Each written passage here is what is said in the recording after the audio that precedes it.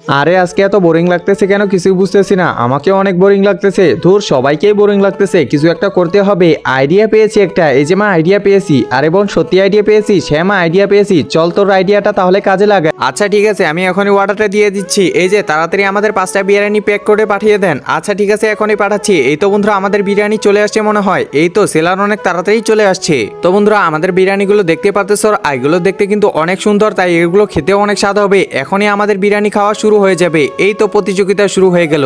তো বন্ধুরা, দেখা যাক কে উইন হয় আর 5,000 টাকা জিতে নেয়। এই তো মা অনেক জোরে খাইতেছে, আর আমিও কি কম পারি নাকি? আমিও তো অনেক জোরে খাইতেছি। আরে বাহ, নানিও খাইতেছি দেখি। এদিকে বড়ামুর খাওয়া প্রায় শেষ।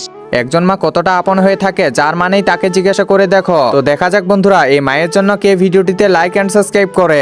আর যারা মাকে ভালোবাসো না, তারা ভিডিওটি থেকে দূরে থাকো। আরে আমার মতো কে খাইতে পারে? আমার গলায় তো পানি আটকে গেল রে বাবা, পানি দাও তাড়াতাড়ি। এই তো বন্ধুরা, দেখতে পাচ্ছ ধুম আকারে খাওয়া দাওয়া চলতেছে। তো দেখা যাক বন্ধুরা কে জিতে। এই তো ফাইনালি সবার আগে আমি জিতে গেলাম 5,000 টাকা। তো বন্ধুরা, এমন ভাবে খাওয়ার প্রতিযোগিতা কে কে করছিলা অবশ্যই কমেন্টে জানিয়ে দিবা।